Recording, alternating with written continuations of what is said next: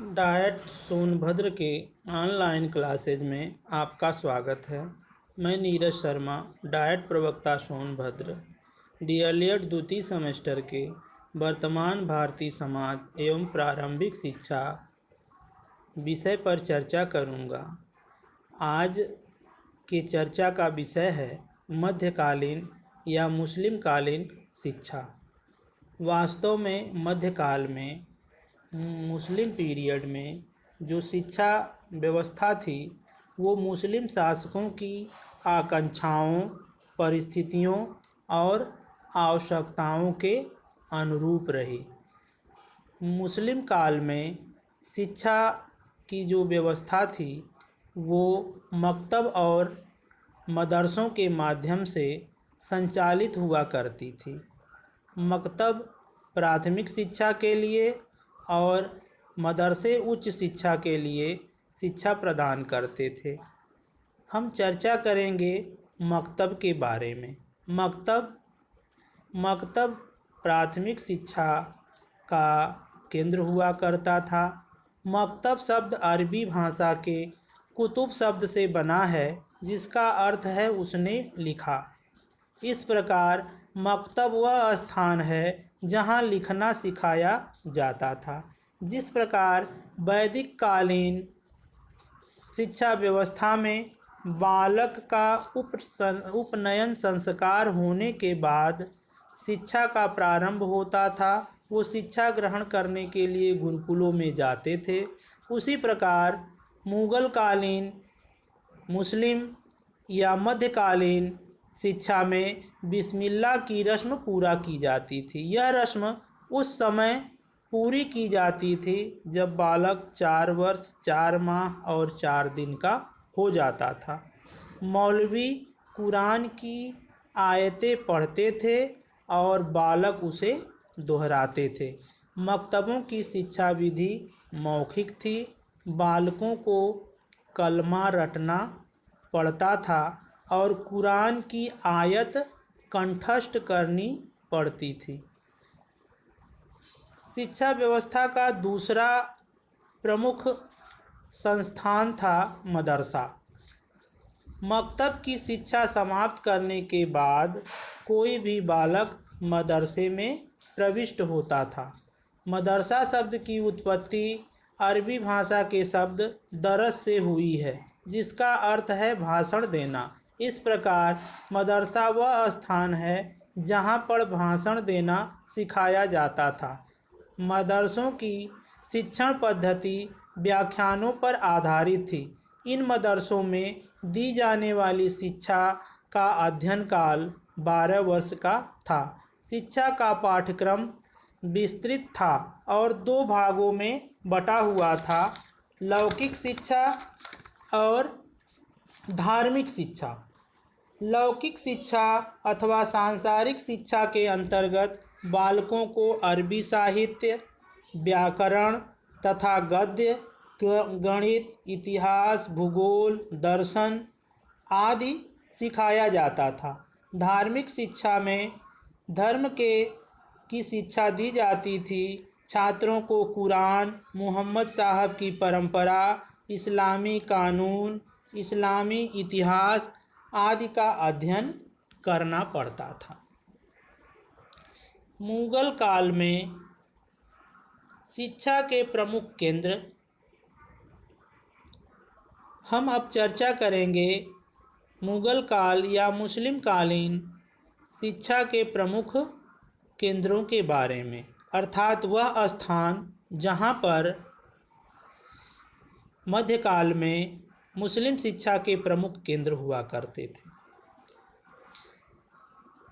आगरा, दिल्ली, जौनपुर, गोलकुंडा, लाहौर, बीदर, मालवा, सियालकोट, मुल्तान, जालंधर, लखनऊ, रामपुर, देवबंद, फिरोजाबाद, अजमेर, गुजरात, अहमदनगर, बीजापुर, खानदेश इत्यादि प्रमुख शिक्षा के केंद्र थे। मध्यकालीन शिक्षा के उद्देश्य। Aims of medieval or Muslim education. मुस्लिम शिक्षा के प्रमुख उद्देश्य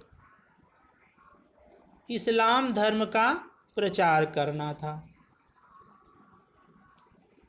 इस शिक्षा व्यवस्था में जो छात्र शिक्षा ग्रहण करते थे उन्हें इस्लाम धर्म के प्रचार प्रसार हेतु तैयार किया जाता था। इस्लाम के बंदों में ज्ञान का प्रसार करना अगला प्रमुख उद्देश्य है। इस्लाम के बंदों में ज्ञान का प्रकाश तथा प्रचार करना मुस्लिम शिक्षा का दूसरा प्रमुख उद्देश्य था। चरित्र निर्माण करना मुस्लिम शिक्षा के तीसरे उद्देश्य में शिक्षा के द्वारा व्यक्ति में चरित्र निर्माण पर बल दिया गया है। मुस्लिम शासन का विस्तार करना ये मुस्लिम कालीन शिक्षा का प्रमुख उद्देश्य रहा है। सांसारिक ऐश्वर्य प्राप्त करना मुस्लिम कालीन शिक्षा का प्रमुख उद्देश्य आध्यात्मिक न होकर के सांसारिक सुखों को प्राप्त करना था। सांस्कृतिक ऐश्वर्य प्राप्त करना मुस्लिम श्रेष्ठता की स्थापना। इस पीरियड में बालकों को ये शिक्षा दी जाती थी कि वो कैसे मुस्लिम धर्म को श्रेष्ठ धर्म के रूप में प्रसारित करें। मुग़ल कालीन शिक्षा का मूल्यांकन मुग़ल कालीन या मुस्लिम कालीन शिक्षा व्यवस्था का मूल्यांकन हम उसके गुण और दोषों के आधार पर करेंगे। सर्वप्रथम हम मुस्लिम कालीन शिक्षा के गुणों पर चर्चा करेंगे। पहला है शिक्षा की अनिवार्यता। मुस्लिम शिक्षा मुसलमान बालकों के लिए अनिवार्य थी।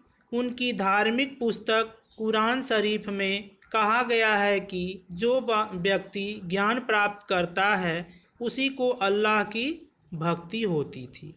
इसलिए मुग़ल काल में मुस्लिम बालक शिक्षा ग्रहण करना अपना अनिवार्य दायित्व मानते थे। धार्मिक तथा सांस्कृतिक शिक्षा का समन्वय मुस्लिम काल में धर्म और सांसारिक दोनों विषयों की शिक्षा दी जाती थी। मुस्लिम मकतबों में अंगणित, बातचीत का ढंग, पत्र लेखन, कला तथा अजीनवीसी आदि उपयोगी विषयों का अध्ययन कराया जाता था। निःशुल्क शिक्षा मुस्लिम कालीन जो शिक्षा थी वो निःशुल्क थी। वैदिक तथा बौद्ध काल की भांति मुस्लिम शिक्षा भी निःशुल्क हुआ करती थी। यहाँ तक कि छात्रावासों में रहने वाले विद्यार्थियों के भोजन आदि का प्रबंध भी निःशुल्क किया जाता था। साहित्य तथा इतिहास का विकास मुस्लिम शासकों के दरबारों में विद्वानों का संरक्षण प्राप्त था जो साहित्य के सृजन में सहायक हुआ। इस काल में दर्शन, नीति आदि विषयों पर मूल साहित्य के साथ साथ अनेक धार्मिक ग्रंथों की रचना हुई है। गुरु शिष्य का निकट संबंध प्राचीन काल की भांति मुस्लिम काल में भी गुरु शिष्य के मधुर संबंध बने रहे हैं। व्यवहारिक शिक्षा पर बल मुस्लिम काल में छात्रों को कोरी आदर्शवादी शिक्षा न देकर जीवन की व्यवहारिक समस्याओं के समाधान में सहायता देने वाली शिक्षा की व्यवस्था थी। वास्तुकला एवं नैतिक शिक्षा में विशेष प्रगति इस काल में भवनों के निर्माण का अत्यधिक शौक था। इसके साथ ही अनिवार्यतः सैनिक तैयारी भी बहुत अधिक करनी पड़ती थी। अतः दोनों क्षेत्रों में शिक्षा की बहुत प्रगति हुई।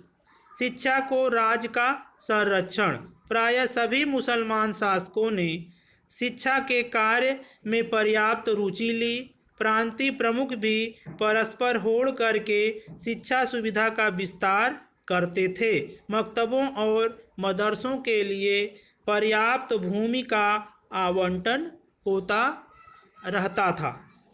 नायकीय पद्धति, मुस्लिम काल में नायकीय पद्धति विद्यमान थी। उनके अनुसार कक्षा में कुछ नायक या तेज छात्र शिक्षक को शिक्षण कार्य में सहायता प्रदान करते थे। उपाधियाँ, मुस्लिम काल में शिक्षा समाप्ति के बाद छात्रों को उपाधि प्रदान की जाती थी। धर्म में विशेष दक्षता प्राप्त करने वाले विद्यार्थी को आलिम की उपाधि प्रदान की जाती थी। तर्कशास्त्र, दर्शन शास्त्र की शिक्षा समाप्त करने वाले छात्रों को फाजिल की उपाधि प्रदान की जाती थी। अब हम मुस्लिम कालीन शिक्षा के प्रमुख दोषों पर चर्चा करेंगे। वास्तव में मुस्लिम कालीन शिक्षा के गुणों की अपेक्षा दोष कुछ अधिक थे। इसमें पहला है आध्यात्मिकता का अभाव। मुस्लिम शिक्षा में आध्यात्मिकता का पूर्ण अभाव था, जिसके कारण भारत प्राचीन काल में विश्व गुरु माना जाता था। मुस्लिम काल में शिक्षा बौद्धिक विकास के लिए न होकर सांसारिक यश, सुख तथा ऐश्वर्य की प्राप्ति के उद्देश्य से दी जाती थी। सार्वजनिकता और स्थिरता का अभाव, मुस्लिम शिक्षा सार्वजनिक रूप धारण न कर सकी। यह शिक्षा अधिकांश बड़े बड़े कस्बों और नगरों में ही प्रदान की जाती थी और केवल उच्च तथा मध्यम वर्ग के बालक ही इसका लाभ प्राप्त कर पाते थे। हिंदू शिक्षा पद्धति पर आघात, मुस्लिम शासकों ने धार्मिक उन्माद के वशीभूत होकर अपने राजनीतिक स्वार्थ साधन हेतु हिंदुओं की सुदीर्ण काल से चली आ रही उन्नत शिक्षा पद्धति को तहस नहस कर दिया। विद्यालयों को ध्वस्त कर दिया, पुस्तकालयों को जला डाले। अरबी फारसी की प्रधानता, मुस्लिम कालीन शिक्षा में जो शिक्षा का माध्यम था वो अरबी अथवा फारसी भाषा था। शिक्षण विधि, मुस्लिम शिक्षण विधि कई कारणों से दोषपूर्ण थी। बालकों को कुरान की आयतें रटाई जाती थी जिसका अर्थ समझना उनके लिए आवश्यक न था। इससे स्मरण शक्ति का तो विकास होता था, किंतु चिंतन मनन आदि मानसिक शक्तियों का विकास नहीं हो पाता था। कठोर शारीरिक दंड, मुस्लिम काल में दंड व्यवस्था कठोर थी। विद्यार्थी को अपराध करने पर बेंत, कोड़े, लात, घूसे, थप्पड़ आदि से दंड दिया जाता था। विद्यार्थियों में विलास प्रियता, मुस्लिम काल में विद्यार्थियों का जीवन कठोर न था। वे छात्रावास में अनेक सुख साधनों तथा सौंदर्य प्रसाधनों की सुविधा प्राप्त करते थे। वे विद्यार्थी काल में विलासप्रिय बने रहे। उनमें परिश्रम, स्वावलंबन तथा कष्ट सहिष्णुता आदि गुणों का अभाव था। स्त्री शिक्षा की अवहेलना, मुस्लिम कालीन शिक्षा की ये प्रमुख दोष था। मुस्लिम कालीन शिक्षा की बहुत बड़ी कमी स्त्रियों के लिए पर्दा प्रथा के कारण शिक्षा का द्वार बंद था। शाही कुटुंब की महिलाओं के अलावा शेष स्त्रियां अशिक्षित ही रहीं। भौतिक दृष्टिकोण का प्राधान्य, परलोक की सत्ता न स्वीकार करने के कारण क्रमशः इस लोक में जीवन को सुखी बनाने में ही प्रवृत्ति हुआ करती थी। इससे अंतोगत्वा भौतिकवादी दृष्टिकोण को प्रोत्साहन मिला और शिक्षा इन्हीं की प्राप्ति का साधन समझी जाने लगी। मुस्लिम कालीन शिक्षा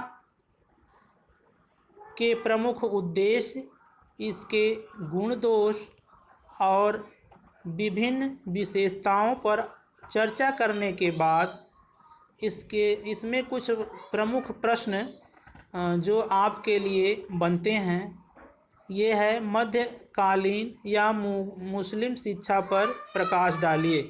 मुस्लिम कालीन शिक्षा के उद्देश्यों की चर्चा कीजिए। मुस्लिम कालीन शिक्षा के गुण दोषों को लिखिए। अगला है मकतब एवं मदरसा पर संक्षिप्त टिप्पणी लिखिए।